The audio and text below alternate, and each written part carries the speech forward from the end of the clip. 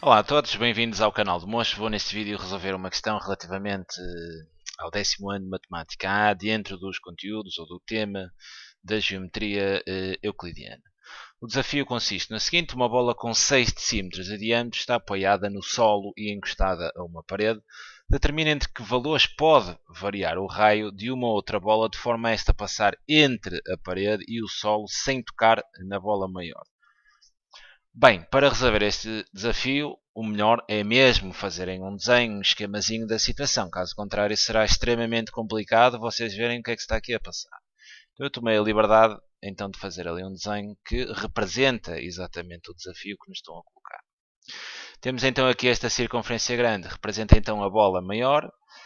Esta circunferência aqui mais pequena representa a bola máxima que eu posso pôr. Máxima não, porque ela não pode estar ali a tocar, ela não pode tocar, mas eu depois no resultado ponho menor do que esse valor. Esta situação é o limite, ok? Está na posição limite. Claro que a bola podia ser mais pequena, não é? E passava, podia ser assim e passava, podia ser assim e passava, podia ser assim e passava, né? Mas se me pedem entre que valores varia o raio, eu terei então aqui o raio a variar, ou seja, ser maior do que zero, penso que não há dificuldade em perceber isto, e depois ser menor do que um determinado valor de A, sendo A o valor desta posição aqui, do limite, da tangência, ok? Não pode ser igual a A, caso contrário está ali a tocar, mas será exatamente menor do que este valor de A. Então terei que determinar aqui este valor do raio, onde estão nesta posição de limite, ok? Bem, para isso vou ter que fazer aqui uns desenhinhos no meu desenho. Ok? Bem, sei que a bola grande tem 6 decímetros de diâmetro, então facilmente percebo aqui que o raio são 3, porque o diâmetro é 6, não é? Isto então o raio a metade será 3. E agora vou fazer aqui uns desenhos que serão importantes para compreenderem a resolução. Ok? Vou então traçar aqui este segmento que vai aqui do centro da bola grande, que eu vou chamar O, até aqui à interseção da parede com o chão. Ok? Exatamente até este ponto que eu vou chamar o ponto C. Ok? Vou então traçar este segmento que me vai ajudar depois a fazer aqui uma desconstrução necessária. Bem, tenho então aqui o C. Vou precisar deste ponto que vou chamar A, onde as duas circunferências são tangentes. Preciso também ali de definir o centro da circunferência mais pequena, a que chamarei então, não pode ser C, mas sim será B. Ok? O centro desta circunferência mais pequena será então o ponto B. Sendo assim, eu posso então dizer que este segmento todo, ou seja, de O até C, posso então dizer que O até C é exatamente igual à distância de O até A, ou seja, daqui até aqui, de O até A, mais esta distância de A até B, mais a distância depois de B até ali a C. Porquê é que eu estou a fazer esta desconstrução, né? Porque reparem, esta distância de O até A é exatamente igual a um raio da circunferência grande. Esta distância de A até B será exatamente igual a um raio da circunferência mais pequenina, que é exatamente aquilo que eu pretendo. Então, se eu pretendo determinar aqui o valor do raio desta posição, faz sentido que eu o faça aparecer aqui. E BC, facilmente vou determinar exatamente a expressão que define este comprimento BC. Bem, posso também aqui dizer o seguinte. Se repararem aqui, eu vou então desenhar aqui este triângulo a roxo, como podem ver aqui, este triângulo que está aqui a roxo, faz aqui 90 graus, não é? Se vos pedirem, porque é que faz aqui 90 graus?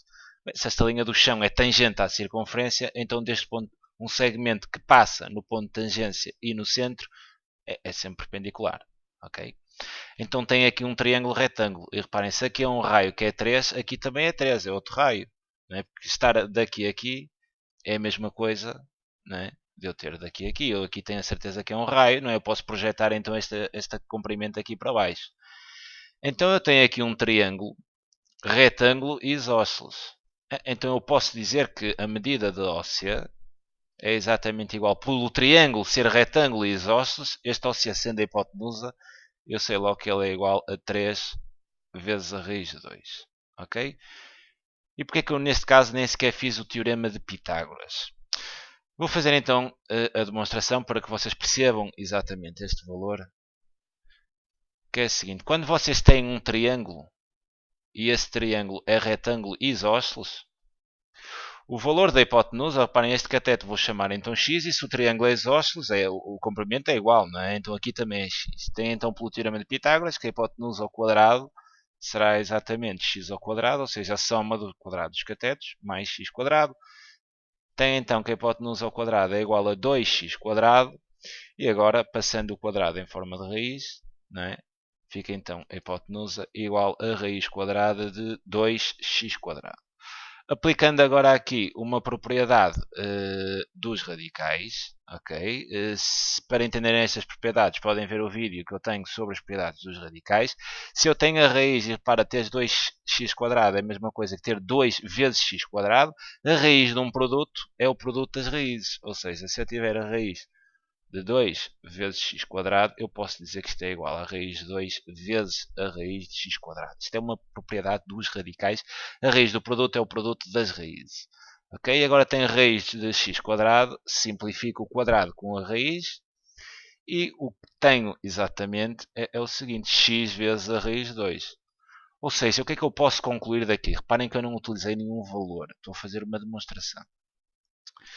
Daqui eu posso concluir o seguinte: quando eu tenho um triângulo retângulo e isósceles, o valor da hipotenusa é sempre igual ao valor do cateto vezes a raiz de 2.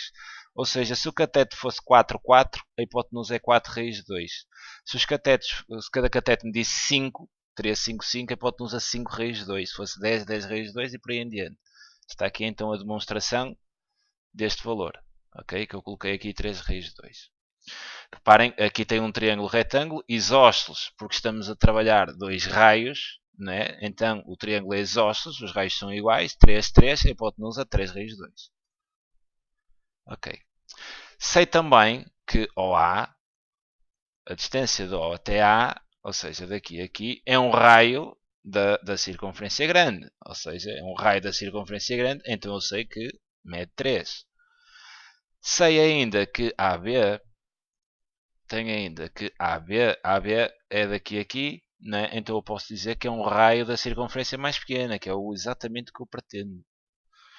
E posso ainda dizer que BC, para determinar BC, né? E BC é isto aqui, este comprimento aqui, vou então adotar a mesma estratégia. Né? Eu tenho aqui um raio, né? Envolver esta medida aqui num triângulo. E acabo por apanhar aqui um triângulo também isósceles e retângulo, mais uma vez pela mesma situação. Retângulo porque passa aqui esta tangente, né, do solo, um segmento que passa no ponto de tangência e pelo centro da circunferência é sempre perpendicular. Né? Então tem aqui um triângulo retângulo e isósceles. Então o valor da hipotenusa, que é o meu BC, é exatamente igual ao valor do cateto, que é R, que é o raio, vezes a raiz de 2. Não é? Mais uma vez esta demonstração que tem aqui. Sempre tem um triângulo retângulo isósceles, o valor da hipotenusa é igual ao valor do cateto vezes a raiz de 2. Qualquer que seja o triângulo retângulo isósceles. Se aqui o cateto é R, então a hipotenusa será R raiz de 2. Ok? Deixa-me até escrever aqui este R melhor. Terei então aqui R vezes a raiz de 2. Agora está tudo definido. Então eu posso chegar aqui à minha ideia inicial, que era esta, e fazer a substituição das definições que fiz aqui, de OC, de OA, de AB e BC. Então eu tenho que OC é igual a 3 raiz de 2, então eu vou ter que 3 raiz de 2, ter isto é equivalente, né? Eu ter 3 raiz de 2 igual ao valor da OA e ao valor da OA são 3, mais AB e AB, então é aqui igual ao raio da circunferência mais pequenina, terei então aqui R, mais BC, e BC é exatamente igual a R vezes a raiz de 2. Ok? Agora, o que temos aqui é exatamente uma equação onde eu só tenho uma incógnita, que é este R. Então posso resolver esta equação em ordem a R e vai-me sair exatamente daqui, vai saltar o valor do raio. Bem, este 3 vai embora para o primeiro membro, muda o sinal, né? Então tenho 3 raiz de 2 menos 3 igual a R, isto é equivalente sempre, igual a R mais R vezes a raiz de 2.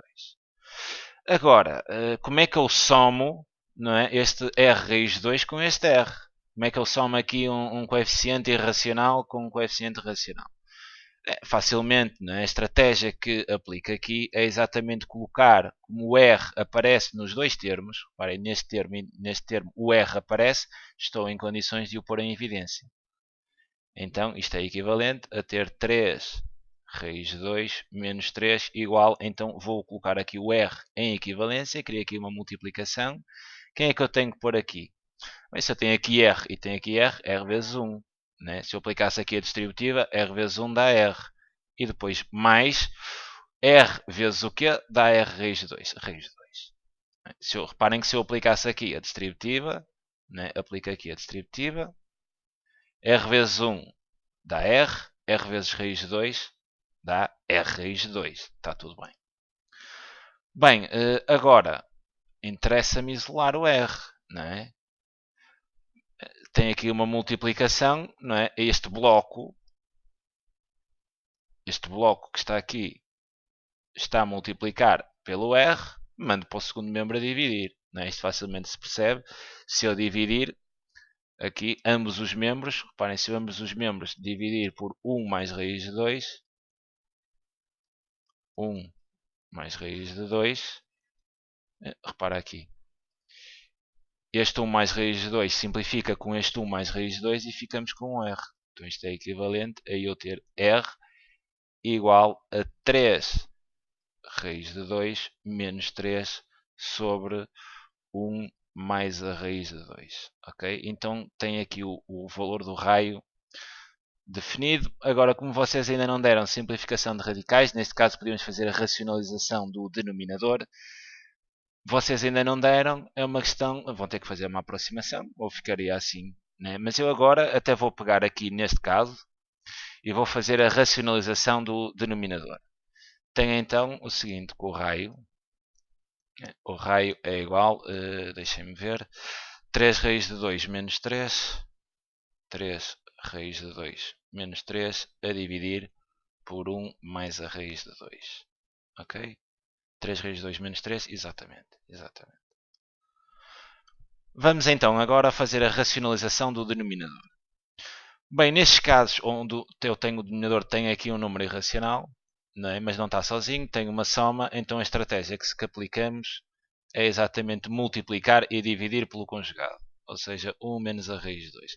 Para perceberem a estratégia melhor, aconselho a clicarem então na caixinha que aparece aqui. Está aqui um vídeo a explicar exatamente em que consiste esta estratégia. Visualizem então, quem já viu, então vou seguir. Bem, vou então multiplicar e dividir pelo conjugado. Repara, o conjugado A mais B é exatamente o conjugado, né? É A menos B. Então é por isso que eu vou multiplicar 1 mais raiz de 2. O conjugado é 1 menos raiz de 2. Multiplico também aqui por 1 menos raiz de 2. Cá em baixo, em denominador, vou apanhar exatamente a diferença de quadrados. Né? Se eu tenho 1A mais B vezes A menos B, isto é exatamente igual a A quadrado menos B quadrado. Então isto é equivalente a dizer que R é igual. Em baixo fica então com, aplico aqui o caso notável da diferença de quadrados, ficarei com 1 quadrado menos a raiz de 2 ao quadrado, podendo aqui fazer esta simplificação. Em cima terei então de aplicar a propriedade distributiva, ok? Ou seja, 3 raiz de 2 vezes 1, 3 raiz de 2 vezes menos raiz de 2, depois o menos 3 vezes 1 e o menos 3 vezes menos a raiz de 2. Aplicando então a propriedade distributiva, 3 raiz de 2 vezes 1 dá 3 raiz de 2. Depois 3 raiz de 2 vezes menos a raiz de 2 dá menos 3 raiz de 2 vezes a raiz de 2. Vou ter que alongar aqui a fração. Já estou a ver que não vou ter espaço. 3, ok, 3 raiz de 2 vezes 1, 3 raiz de 2. 3 raiz de 2 vezes menos raiz de 2 fica menos 3 raiz de 2 vezes raiz de 2. Agora menos 3 vezes 1 dá menos 3. E menos 3 vezes menos raiz de 2 dá mais. Né? Menos com menos dá mais. Mais 3 raiz de 2. Posso ainda então dizer que isto é equivalente a ter o raio igual a 1 ao quadrado dá 1. simplificando aqui, fico com 1 menos 2. Em cima, reparem que eu até tenho aqui raiz de 2 vezes raiz de 2. Isto está de ser exatamente igual a raiz de 2 ao quadrado, não é? Podendo então simplificar ali. Fica então com 3 raiz de 2 menos 3 raiz de 2 quadrado. Posso então simplificar. Aqui ficou menos 3 mais 3 raiz de 2. Posso ainda dizer que isto é equivalente a ter o raio igual. Terei aqui então menos 1. Aqui simplificando ficou menos 3 vezes 2. E repara, posso então fazer aqui esta adição. 3 raiz de 2 mais 3 raiz de 2. Bem, posso juntar, são raízes do mesmo índice. 3 raiz de 2 mais 3 raiz de 2. Isto dá 6 raiz de 2. E aqui tenho números racionais, não é? Menos 3 vezes 2 dá menos 6. Então terei menos 6 menos 3.